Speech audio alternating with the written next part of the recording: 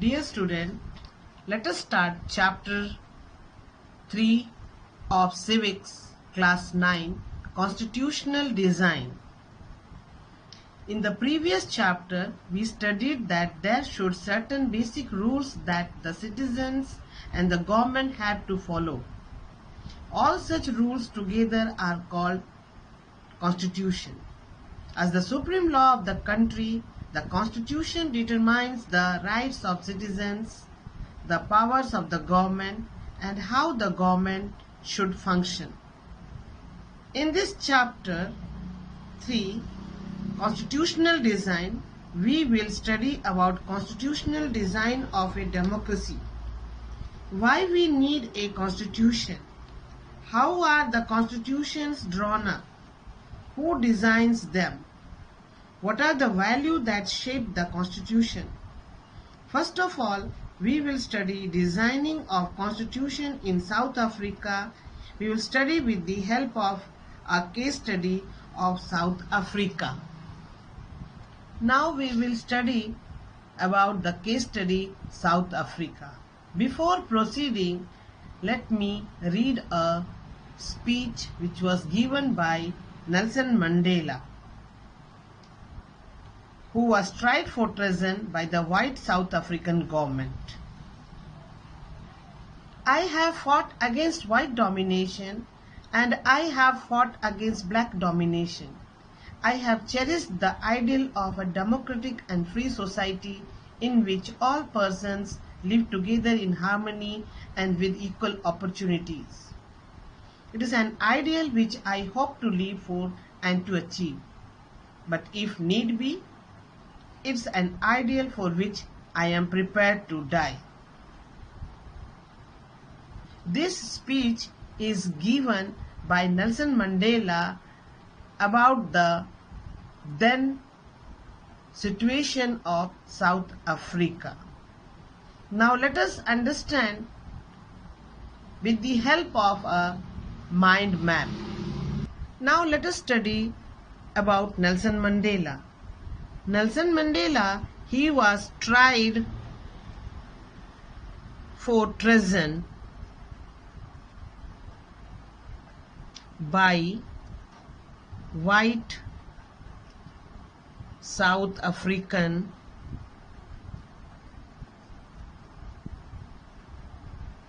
government.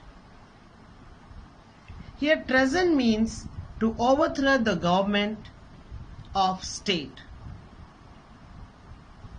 Nelson Mandela and 7 leaders were sentenced to life imprisonment in 1964.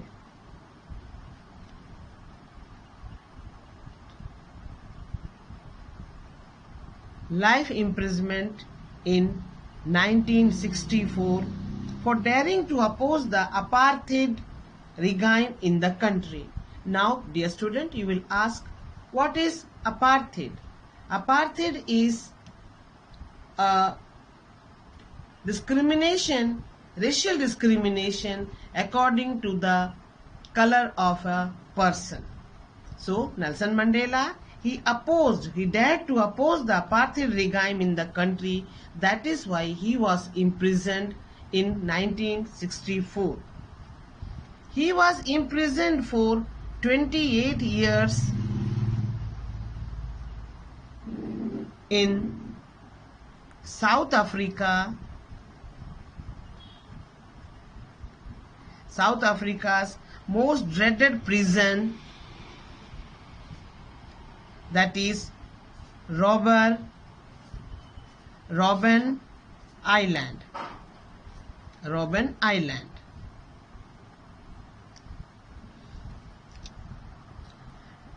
So in South Africa, struggle was there against apartheid.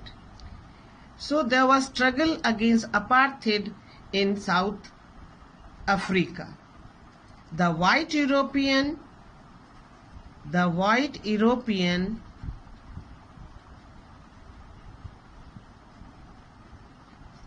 imposed apartheid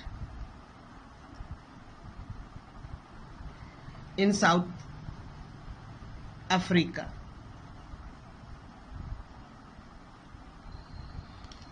The trading company from Europe occupied South Africa with the help of arms and ammunition. White people settled here and became local ruler. White settled here and became the ruler. Though the white were minorities and the black they were majority, but the white they started ruling the majority black people. White people settled here and became the ruler. Apartheid divided the people on the basis of color. Apartheid divided people according to color. So, apartheid was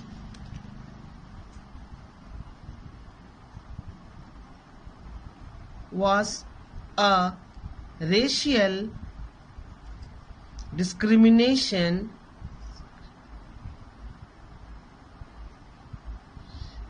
in South Africa.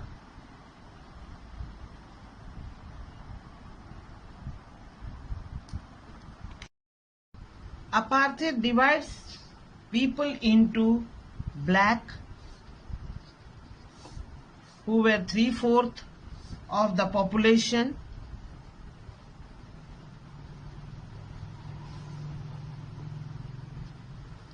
colored,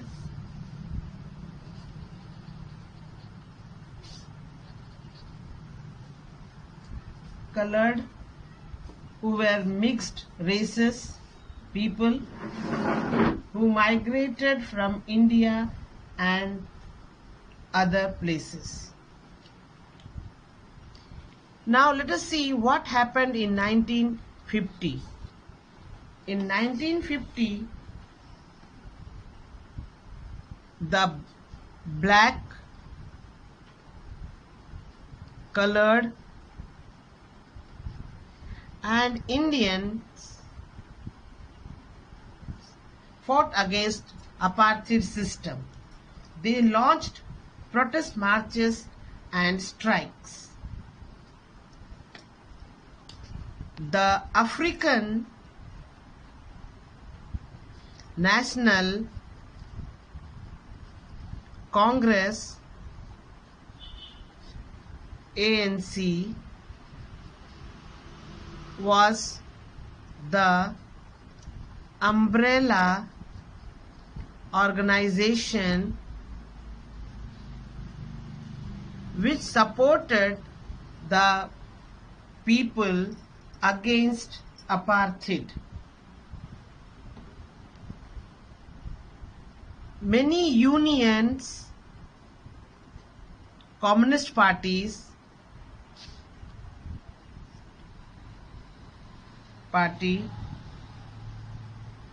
many sensitive white also joined the struggle. Many countries were against apartheid. Due to this apartheid, struggle against South African government was starting many places. But the white racist government continued apartheid. The apartheid system was particularly oppressive for the blacks. They were forbidden from living in white areas. They could work in white areas only if they had a permit. Trains, buses, taxis, hotels, hospitals, schools and colleges, libraries, cinema hall, theatre, beaches, swimming pools, public toilet were all separate for the white and black. This was called segregation. They could not even visit the churches where the white worshipped. Black could not form association or protest against the terrible treatment. The non-white were treated as inferior. They had no voting right, and as a result, there was struggle towards a new constitution. As protest and the struggle against apartheid was increasing in South Africa, the government realized that they could no longer keep the black under their rule through repression. The white regime changed its policies. Discriminatory laws were repealed, ban on political parties and restriction on media were lifted. After 28 years of imprisonment, Nelson Mandela walked out of jail as a free man. Finally, at the midnight of 26 April 1994, a new national flag of Republic of South Africa was unfurled, making the newborn democracy in the world. The apartheid government came to an end, paving way for the formation of multiracial government. Now the South Africa was ready to make a government with multiracial peoples.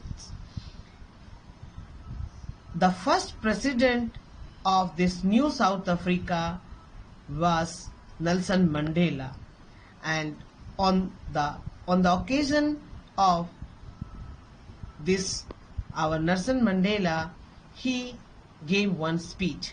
Historical enemies succeeded in negotiating a peaceful transition from apartheid to democracy exactly because we were prepared to accept the inherent capacity for goodness in the other. My wish is that South Africa never give up on the belief in goodness, that they cherish that faith in human being is the cornerstone of our democracy. After the emergence of new democratic South Africa, black leader, they appealed to fellow blacks to forgive the white for the atrocities they had committed while they were in power. They said, let us build a new South Africa based on equality of all races, men and women, on democratic values, social justice, human rights. The party had ruled through oppression and brutal killings, and the party that led the freedom struggle sat together to draw up common constitution. Now the ruler and the subject both sat together and they wanted to make a constitution according to which South Africa was going to be ruled. After 2 years of discussion and debate, they came out with one of the finest constitution of the world has ever had. This constitution gave to its citizens the most extensive rights. Together decided that in the search of solution to the problem, nobody should be excluded, no one should be treated as demon. They agreed that everybody should become part of the solution. The South African Constitution inspired Democrats all over the world. The state denounced by the entire world till recently as the most undemocratic one is now seen as model of democracy. The determination of the people of South Africa to work together to transform bitter experiences into binding glue of Rainbow Nation made South Africa an ideal democratic country. Now again Nelson Mandela said, the Constitution of South Africa speaks of both the past and the future. On one hand, it is solemn pact in which we as South Africans declare to one another that we shall never permit a repetition of our racist, brutal and repressive past. But it is more than that, it is also a charter for transformation of our country into one which is truly shared by all its people. A country which in the fullest sense belongs to all of us, black, white, women and men.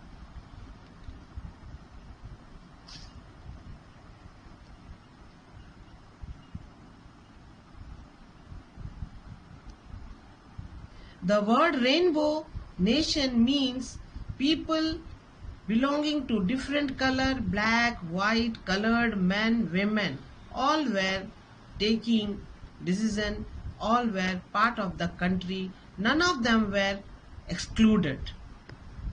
Why do we need a constitution? South African example is good way to understand why we need constitution. The oppressor and the oppressed in this new democracy were planning to live together as equal. It was not going to be easy or to trust each other.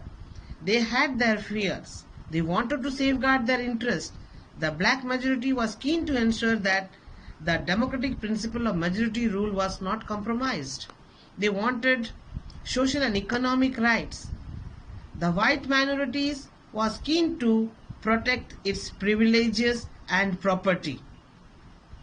After long negotiation, both parties agreed to compromise. The white agreed to the principle of majority rule and that of one person, one vote. They also agreed to accept some basic rights for the poor and the worker. The black agreed that majority rule would not be absolute. They agreed that the majority would not take away the property of white minority, and this compromise was not easy. So, dear student, constitution is needed to generate a degree of trust and coordination, that it is necessary for different kind of people to live together. The second reason is it specifies how the government will be constituted, who will have the power to take which decision. The third reason why we need constitution is because it lays down the limit on power of government and tells us what the rights of citizens are. Fourth, it expresses the aspiration of people about creating a good society. So dear student, these are the reason why we need constitution.